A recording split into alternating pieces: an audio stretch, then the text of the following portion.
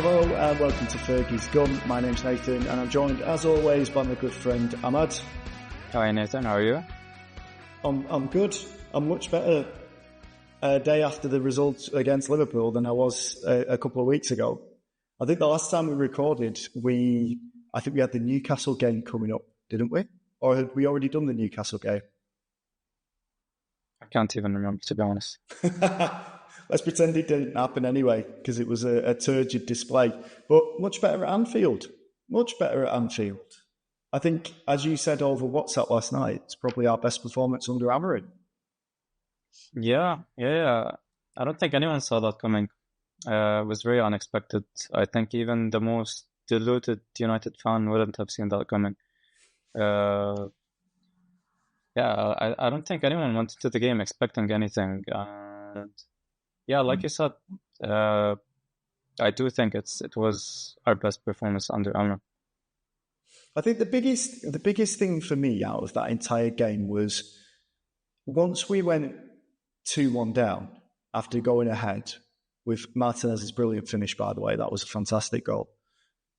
Once we went 2-1 down, I just worried, and I'm sure every single Manchester United fan was watching that and going, oh, not again, not this where we've crumbled.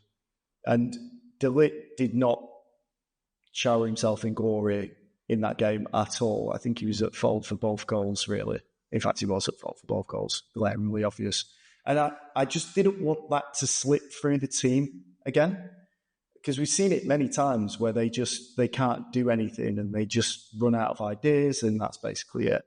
But they had the mental resolve, and I don't know what was different. Was it simply the fact that we had our best players available out on the pitch yesterday? I don't think so. I think it always comes down to the fact to like how motivated the players are, and I don't know. They seem to be more motivated when playing one of the bigger teams, especially away. We saw that at Arsenal. We saw that at City. So I think it's a thing. I think this is why Amorim was like visibly upset after the game last night. No one would have thought he'd be upset after that performance, but he was like genuinely upset because, like he said, he doesn't get why they can't do this every game. Like, why did they play the way they did for the past 4 games when they can produce what they did last night? Well, we slated him recently, but Bruno Fernandes was player of the game officially, voted as player of the game. And he did play well, but I think the biggest thing for me, or the biggest difference that I saw in that, was that he was trying to direct players around. He was very passionate. He was all of those things that we were complaining about the other week, where we were saying about he was like, all he does is just gesticulate, he's not a true captain, he doesn't lead by example. But there was a couple of occasions, even before De Ligt had gone wherever he went with both goals. I think Gagpo sent him to the shops for a hot dog at one point. But the issue with that was before that had even happened, Fernandes was next to him saying, like, look, they got through. This is at 0-0. They got through. You need to be here. Do this. Do that. And he was telling him what to do. And it was a different side to Bruno that I haven't seen from him in a long time. I know we're quick to point out his argumentative side with the referees and the officials, but I don't know. It just seemed like he was on it yesterday. Maybe it had to do with the fact that he hasn't played in 2 weeks. He's had that trust, and he never gets rest. I genuinely believe, like, especially Bruno, he was mentally drained for the past years, because literally he never rests. Even when we have a nothing game, like a League Cup game at home against a lower league side in the middle of the week, he plays. So yeah, he hasn't had rest in a long time. Maybe that trust give him time to reflect, look back, like at what he's been doing, just have more time for himself and what he can work on, what he can improve. maybe. But again, I still think he needs to change a lot. I'm not gonna just just say, okay, everything's fine now. I need to see things consistently. That goes for the whole team. We're gonna get to that, but yeah, I think he and Ugarte were the best players on the pitch last night. I think in isolation with this one game, like you say, he had a break both physically and mentally. I think he definitely, if we go back to his post match interview, he spoke about we've been criticised fairly by the fans recently. So I think you're right. I think that break has kind of given him an idea about the things that have gone wrong for him, the things that he can affect himself. And he has the desire to do it, but he's directed elsewhere. It's directed at arguing with the referee. It's directed at moaning about not getting a free kick. Do you know what I mean? And then he's looked at this. Maybe they do look at social media. Everyone's been saying the same thing. So maybe he did just kind of take a step back and go, I should be encouraging this side, because that's what they need. They need believers in this team, especially when things are going wrong. So, I'm happy that he did that. But yeah, you're absolutely right with your remarks about Ugarte. Him, Bruno and Ugarte, who is growing into that midfield role so well at the moment.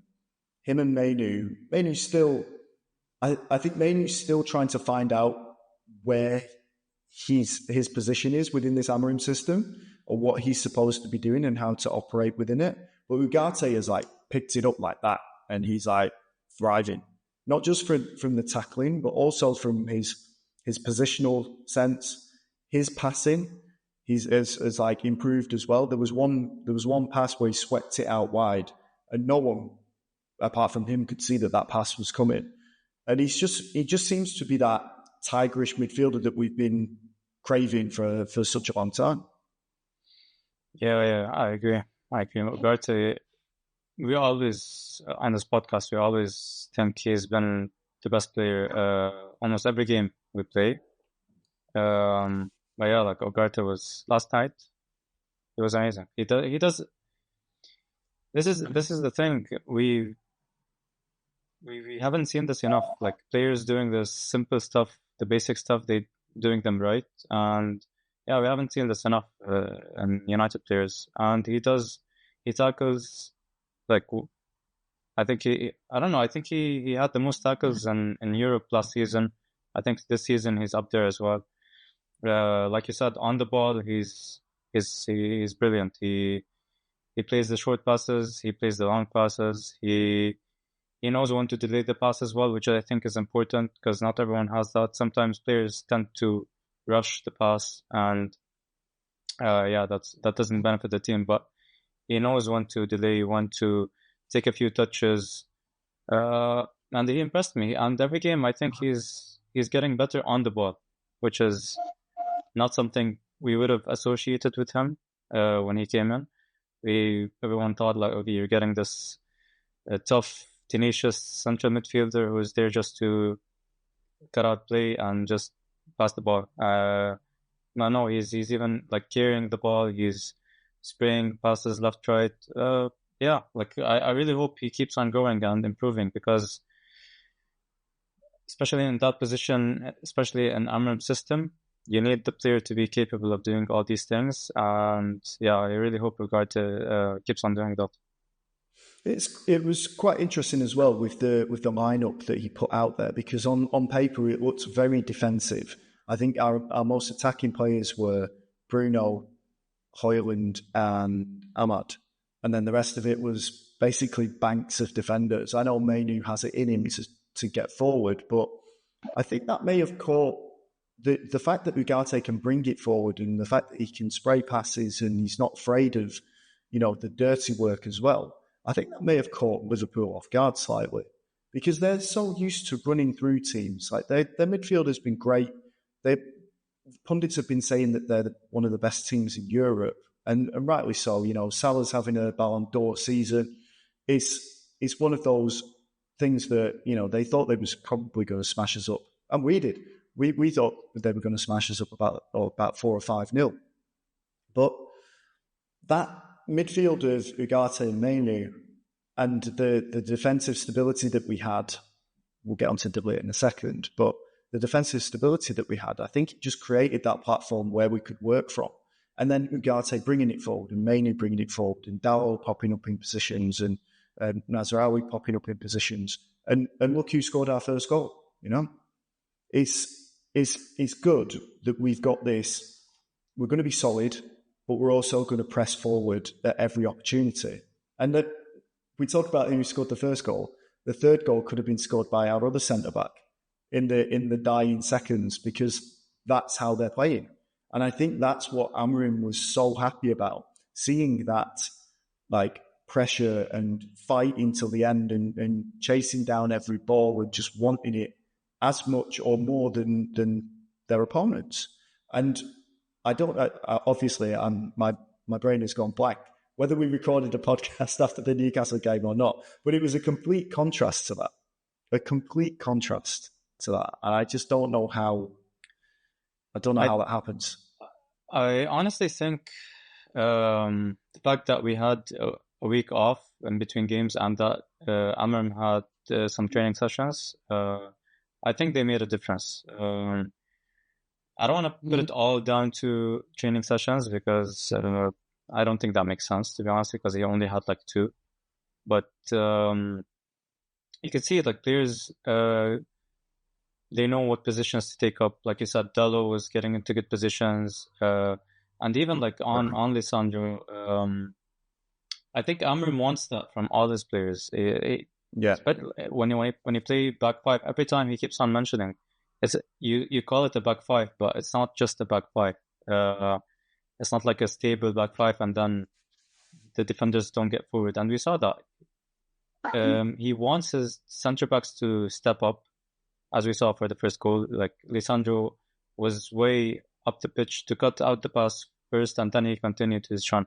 And I think that's what's needed. Like if you wanna score goals in this system, that's what you need from your players. And I think when Amorim first came in, players were still getting to grasps with how what they should do, and maybe now they are. But again, I don't wanna like hype up the team way too much, because I still think we would struggle against teams that play low blocks. I think that's our issue mainly, because when we play against a team that presses high up the pitch, leaves spaces in behind, we have the players to play on the break, whether they're Rashford, Garnacho, or even if you're looking at Dallo, Hoyland, any of those. So I want to see us against low blocks, breaking them down, maintaining the pressure, taking our chances. You know, this is when I'll start. Okay, like yeah, this team is gonna be doing something. But yeah, I'm not taking anything away from the game last night. Still going to Anfield. It's not easy. It's not easy, as we've seen the past years for United. Last goal we scored there was 2018 when we lost 4-1, I think. Mourinho's last game at the club. So yeah, like that's more a reason for me not to think we would have gotten anything out of the game going into it. In the last episode, we did talk about the fact that any kind of positive result, a draw or a win at Anfield, could be the perfect starting block for building upon with this team and giving them the confidence. And that seems to be echoed with Amorim's post-match press conference, the players coming out with their speaking to the press as well. Like they all seem to think that this could be the start that they needed, and it's a positive thing for them. It's a confidence changer. So let's hope that something positive does build from this, because he's been too erratic. That's the worst part. You just don't know what you're going to get with this team. They go away to the Etihad, they go away to Anfield, and they get results. 4 points out of a possible 6. And who'd have thought that with this team and the current state of it? I mean, Ahmad is definitely a big game player.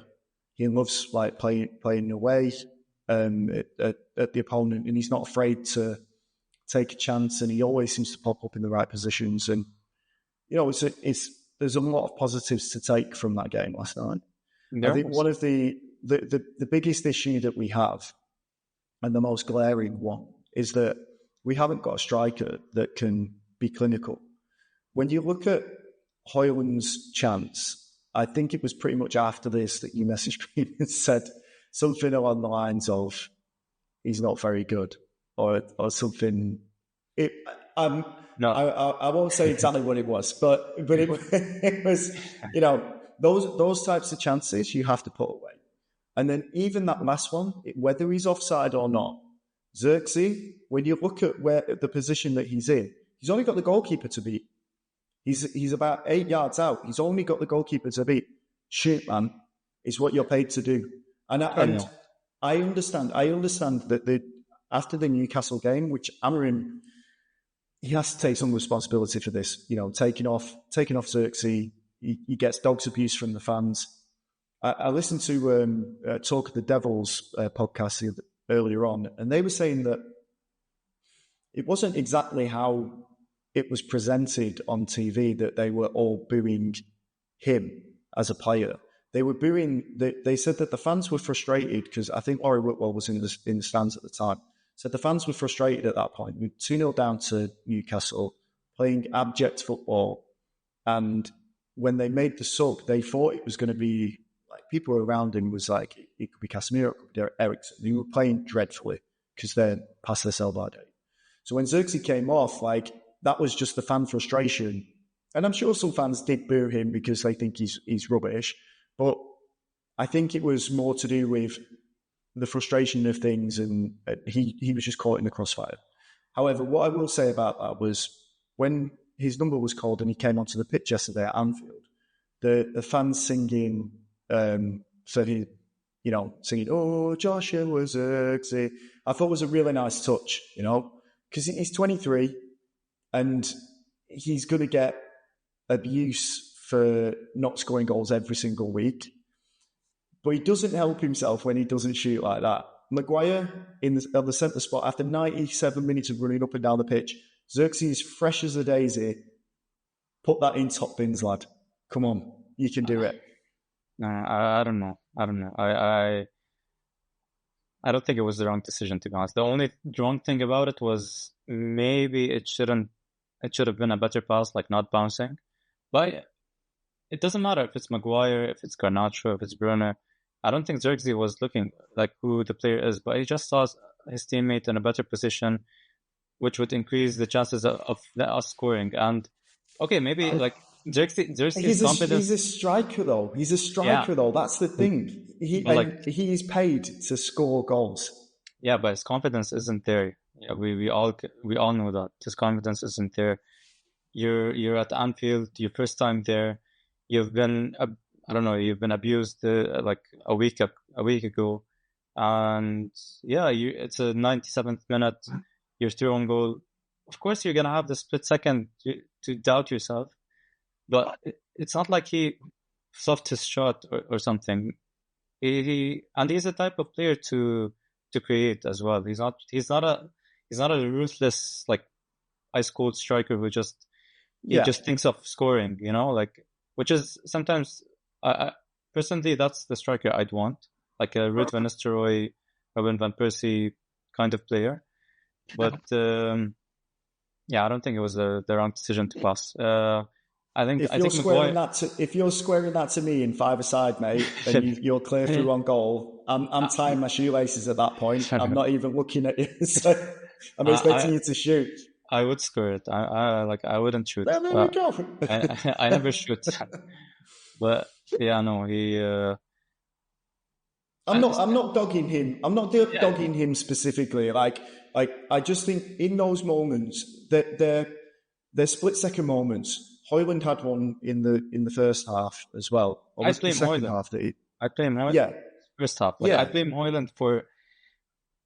I mean, you have to take those chances. I don't care if you're 20, 21, if you're 27. Exactly. You have to take those chances. Exactly. And the thing with Højlund, when you watch it back, when you see the different camera angles, he just doesn't look confident. He doesn't look like he's attacking it with everything. You know that kind of look. We're talking about like chalk and cheese here. That kind of look of Yeah, determination, like Rooney used to have. Do you know what I mean? Like, well, this is a goal because I'm in and I'm going to score.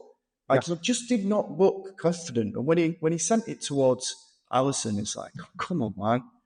These are the fine margins, and we are exactly. definitely going to have to buy a striker because whatever you think about Xerxes passing it to Maguire, whatever you think about Hoyland like sending it into the goalkeeper when he's clean through, these are the things that will decide how far up the league you go. These are the things that will decide whether you win cup competitions. These are the things that will decide whether you challenge for league titles. And Amorim will look at that and we'll just be like, Gyökeres would have finished that. Like, no doubt in my mind, he'd have scored. Absolutely scored. And there'll be talk. We're going to talk about transfer rumours in a second anyway. But in his brain, he would have been like, those two, they're just not my striker. If Xerxes would have scored, maybe he would have changed his mind. But gilt-edged chances like that, you cannot miss. I agree. But on the game as well, like I don't get why we always get these decisions against us. Like the penalty. I know it's a handball, but if it was the other way, that's why we get it against. no, trust me. If it was the other way around, no way it would have counted. No way it would have counted. If it was us, no way. And we've seen this way too many times happen to us. And then they come up with some like I don't know like stupid explanation. It was ball to hand or whatever. I don't even get the handball rule anymore. I know. But then, that did you see the penalty that Arsenal conceded the other day? Where Saliba went up for the header with João Pedro. Yeah, I saw. Like I was watching the game and like I was like, okay, it can be counted and can be not counted. Like I get why it was a penalty, and I get why if it's not a penalty. It's one of those things because it's like it's vague. Even there was Newcastle against Spurs earlier in the day. There was the same thing with Gordon, and the guy was bleeding. Gordon was like his nose was bleeding, and there wasn't a penalty. So like it depends on the referee, but like the handball shouldn't be something so vague. It's either handball or it's not. You know, like I don't know, and. It was like regardless of that. Yeah, he didn't have the best. Will want to forget about that game very quickly. He was having a good game, to be honest. Yeah, he was having a good game until like you said, like Gakpo sent him to the shops. But I don't know what happened. But again, these are the things, the fine margins. Like De Ligt will recover from this. There's absolutely no problem. Like he'll take this like a man and be like, that's not good enough. Got shown there with one of the simplest drag backs ever, and I shouldn't have put my arm up because these things can happen with VAR. VAR is completely inconsistent. Cannot trust it to be on your side, so just don't put your hand there. It's basically the end. Why didn't they check the other one, like the one that should have been a handball on Liverpool? They didn't even check it. We didn't even see a replay. Exactly. This is what I mean. See a replay on TV. Like this is what I don't get it. Like what? How? Make it make sense. I don't know. I just think I think like going forward, if you wanna challenge for like titles and stuff, you need to have this certain, I don't know, like something about you as a team that forces referees to. Even like, okay, I'm not saying count everything, but they have to feel forced to check. And we used to have that. And like ever since Klopp started talking about how referees favor United, like I don't know, they just literally stopped giving us anything. I don't know how. Like it's weird. It's just so weird. It's so weird to me. Like it's been happening for a few seasons now. Like, I don't get it. Is this a conspiracy theory? Is this a tinfoil hat situation? It's not a conspiracy theory. It's facts. I'm just stating facts. Yeah, they're just terrible. That's the problem. Unfortunately, Michael Oliver, he supports Newcastle, and he always gives decisions against us. Okay, why didn't they check the Darwin Núñez against the Ligt? That was malicious. He wasn't even looking at the ball. He was looking at the lick and he literally barged into him. That's a red card. If you wanna actually talk facts, that's a red card. In the rule book, that's a red card. But they don't even check it. Last season, he sent off Dallo at Anfield again. Like, why do they keep putting Michael Oliver on these games? He's not a good referee. Why do they think he frequents Dubai quite a bit. I've had dinner with my wife next to him and his wife a couple of times while I've been out there. I wish I was there, man. Next time I see him, I'll give you a call. You can come and ask him personally. No, I'm not gonna ask.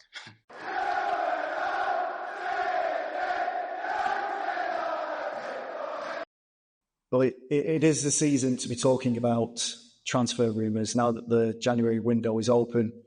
I don't think there will be much activity, according to a lot of people with better connections than you or I. But it does seem that if there's outgoings, that we might make incomings as well. So I don't know how that's going to work, or unless Jim Ratcliffe finds a 50 million bag of pennies or bag of pounds down the back of his sofa. I don't know how it's going to work, but there are transfer rumours, so we're going to have a little look at them, see how likely they're probably going to be, and I guess just look at the players that might be going out as well. So what better place to start is Marcus Rashford, whose future is still up in the air, still ill. Like, I don't know if he is or not, but I remember this happening a few times last season as well, where he was ill and couldn't train the squad. It seems like his exit is a matter of time, right? He's not getting back into this team. That's the way it looks right now. Yeah, I think we've talked about him like way too often for the past few weeks. And yeah, I think like for us to be able to do anything at the market, we have to find a buyer for him. Well, they're saying reports in Italy are saying that he might be going to AC Milan, or that AC Milan are interested in him. I think that's more on a loan basis, because any team in Italy cannot afford to pay his astronomical salary. So I think any move where he leaves in January, unless it's to Saudi, which again Saudi clubs have denied. I don't know. I always find it interesting, right, when they say, because David Ornstein was on one of the I think it was like Fox Sport or something like that in the US, and there's a clip of him doing the rounds about like saying there was links from Marcus Rashford to Saudi Arabia, but Saudi has denied this any chance of this. But you're saying Saudi. It's basically like England has denied that this is going to happen. There's no like specific team assigned to this. It's not like Al Nassr have said that they're in for him. It's not like Al Hilal have not said that they're coming in for him and denied it. So there must be one team that keeps getting connected. It must be Al Nassr, right? Must be. They're looking for a change. And I think the reason they say Saudi is because in Saudi there's only 3 teams that are financially backed who can actually afford these big name players, which are Al Nassr, Al Hilal, and Al Ahli, I think. So right, yeah. So like probably these. I thought there was more than that. I thought there was a couple more as well. I did a thing a while ago for Arab News that was about the teams that you should support if you're getting into the SPL, and I'm sure there was a few more that were funded well, but not great, because like Damak is there and they're like property developer. Damak and like Al Ittifaq, like the Qadsiya, like the club Jared's at. I think he's at Qadsiya. Yes. Yeah. So anyway, you can't afford him, but like I think I saw also like on the same thing you're talking about, like Ornstein, he came out and he said that the fact that Rashford isn't interested is not true. So I don't know. That was weird as well. Interested in going to Arsenal? Going to Saudi. Oh, right. Okay. He'll go where the money is, right? That's what most mercenaries do. I don't think they'll go. I don't know. The other one of the incomings was, I think it was, who was it? It's gone off my screen now. It was Nuno Osimhen. Mendes? Huh, wasn't. No, it was Osimhen saying that, but they've had to come out in Napoli have had to come out, or Galatasaray have had to come out and say he's not leaving the club in January to go back to Napoli so that they can sell him. So they're expecting him to stay for the entire season. And I think there were kind of murmurings on social media over the last few days about Osimhen going back to Napoli so that he could orchestrate a move out during this window. He seems to be doing well over there, and I can't see why he wants to leave right now. But when you're talking about gilt-edged chances and like clinical strikers, he's one of the first names that you would go for, right? Yeah. If there's any chance of us finding a deal to bring him in, we have to do it.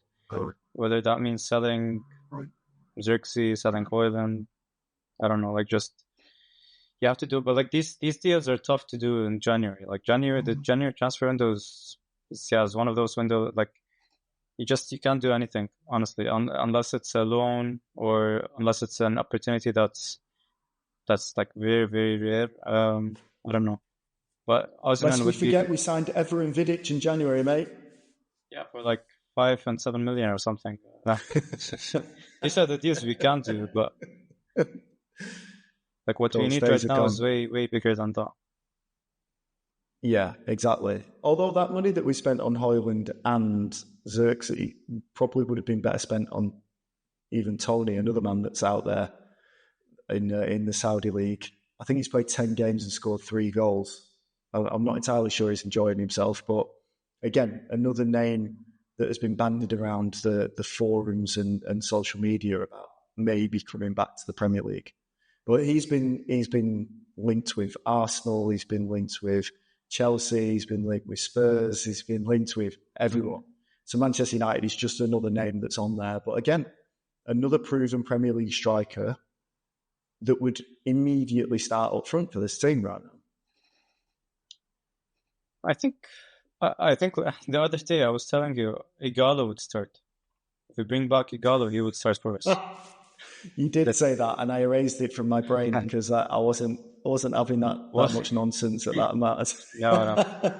Igalo, he is a proven, like not now, but like at the time he was a proven Premier League striker. Oh, yeah. But maybe these are the kinds of deals you can do in January. That's what I don't know. Like we need someone to score goals. We just need someone to score. I'm still hoping Hoyland and Xerxes like find their form and they start getting into the rhythm. I'm not like just giving up on them. Even Xerxes, I'm not giving up on him. I don't want him to be sold just for the sake of it. But yeah, I don't know. Like we need someone to score goals, and Hoyland has had time. That's the thing. Like he can't keep on saying Hoyland is young. He's 21 or whatever. Like he's had chances, he's had time, and he's not taking them. So I don't know. Has he had an experienced veteran next to him though that is been there, done that? Because we've always seemed to do that over the years, even with an Igalo, even with a Cavani, a Falcao, an Ibrahimovic. Like we've managed to get a player at their peak, I guess, or they're about to fade out. And they've managed to bring the younger players through with them. And we don't have any leaders up front in this team. Like Rashford was probably supposed to be that guy right now, but he's not. So would someone slightly older be able to do that job, do you think? Do you think that's what's missing at the moment for those players? Maybe. Like, of course, you always need that, someone to learn from. But they had, for example, Van Nistelrooy. I know it was for a short time.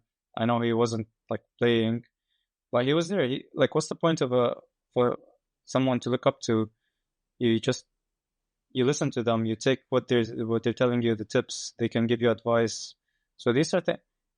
But I don't know. Like it's I get that, but there's always so much they can impart from the sidelines and from a coaching situation. Yeah, for sure. From when Van Nistelrooy played, from when Benny McCarthy played, another coach at Manchester United, the game has changed a lot.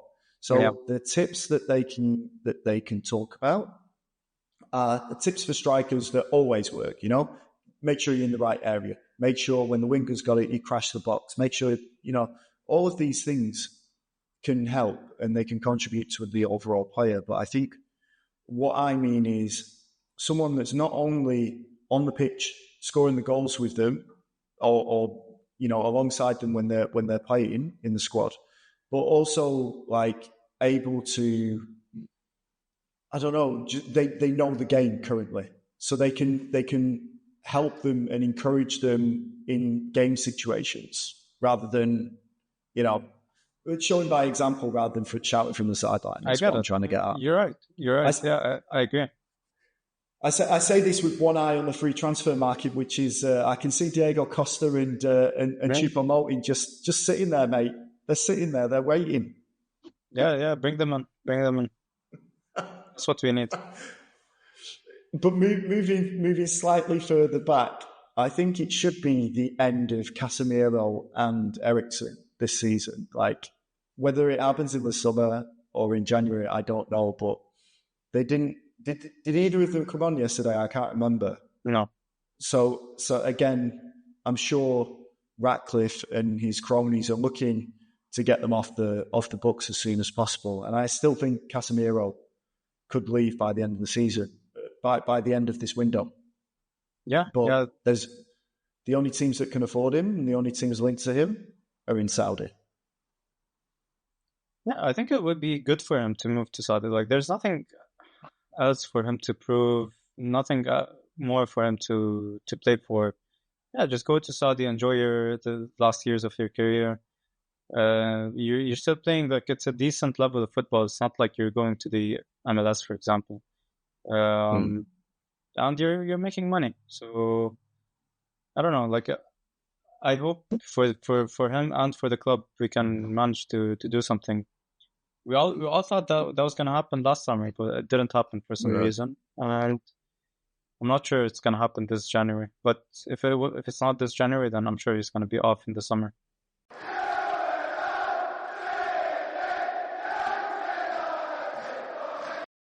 Up next in the FA Cup is Arsenal away at the Emirates, so no easy games for Manchester United coming up at all.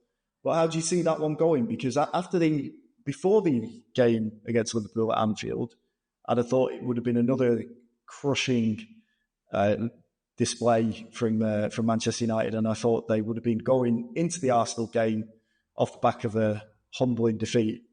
But I don't know, feel slightly more positive about going into the FA Cup now. Yeah, I mean, if we take into consideration the performance we had yesterday, and I'm sure the morale has been boosted, and if you take into consideration the way we played against Arsenal at the Emirates and the league, and also if you look at how Arsenal have been playing lately, yeah, you wouldn't... you could see us doing something in the game. I hope so. To be honest, I hope so. Like, we need to start going on a run. We always seem to have like one step forward, 10 steps back. But yeah, we need. I'm not really too bothered about the FA Cup, to be honest. Like, I wouldn't mind if we left it, if we crashed out. But yeah, I'm gonna look at the performance again, not the result. I think that's the most important thing right now. I mean, the more competitions that we're in is great from a financial point of view, and for Amorim to stay in cup competitions is fantastic. But we could do with those weeks off. You know, those extra games, we could do with them off just to try and hammer home this style of play. However, I think Arsenal might have the same idea. I think Arteta might have an eye on the league. He's probably realised, like, Liverpool dropping points, and they will continue to drop points, Liverpool. I don't think they can sustain that form for the rest of the season. With Liverpool dropping points and City obviously being where they are, although they're ominously hitting form again, I think Arteta might play a weakened side against United at the weekend.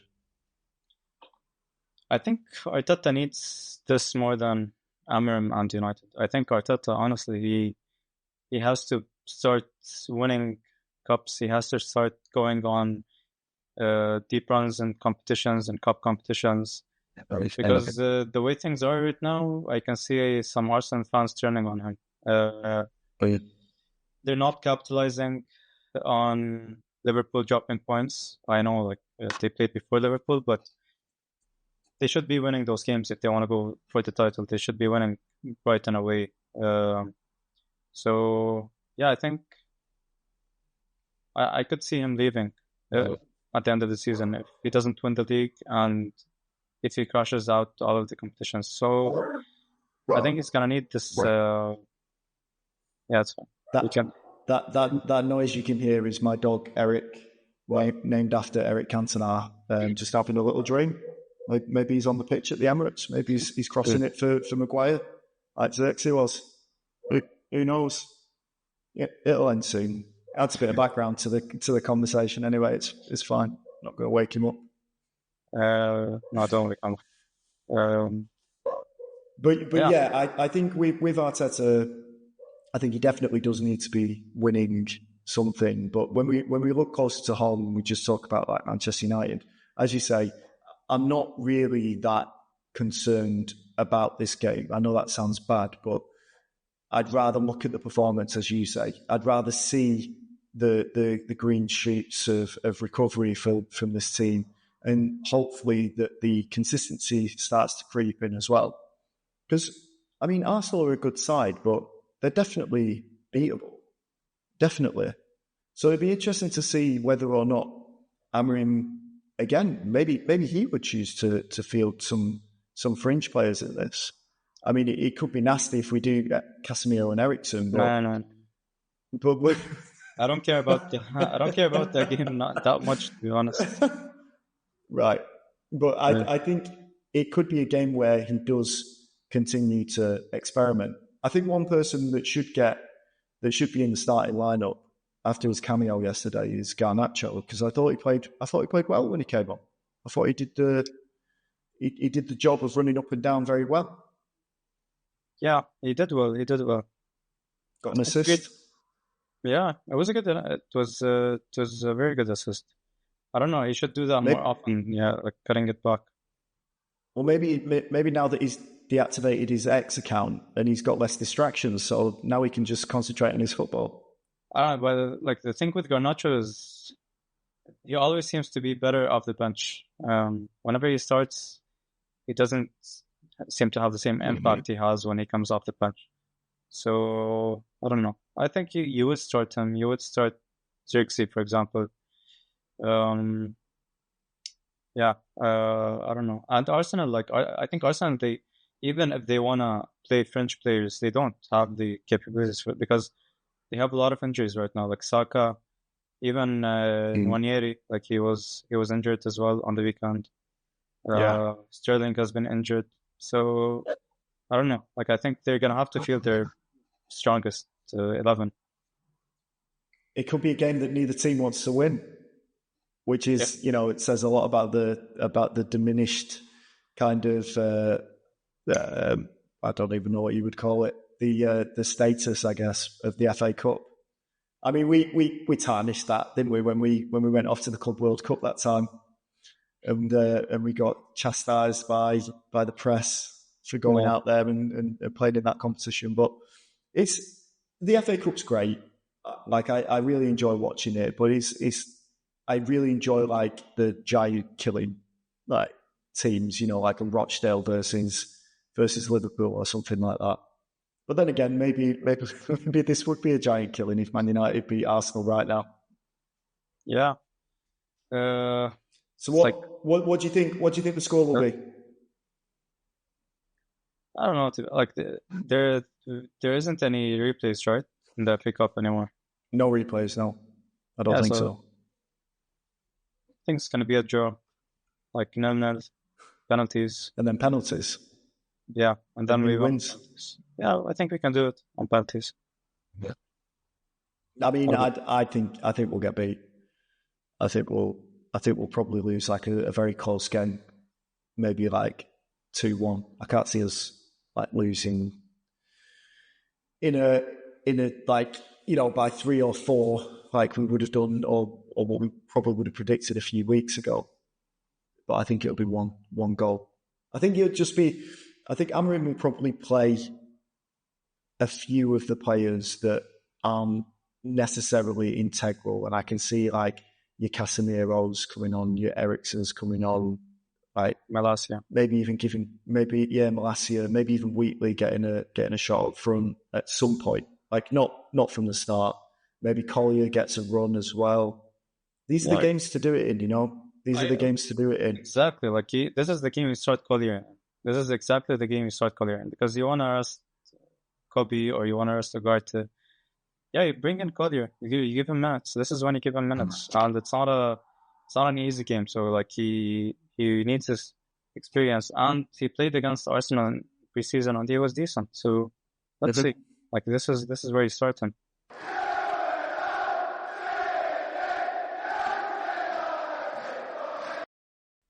There we go then. The end of another podcast. Slightly more positive podcast this week, I feel. Not so much moaning. Still moaning in there, but that's what people tune in for, right? That's the misery of a Manchester United fan right now. But don't forget to check us out. Yeah.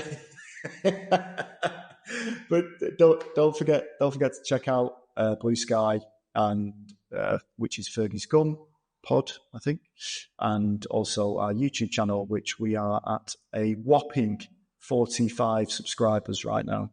So the race to 100 by the end of January is very much a thing, right? We can do it. Yeah, we can do it. We can do it. Okay, thanks for listening, and we'll speak to you again after the Arsenal game.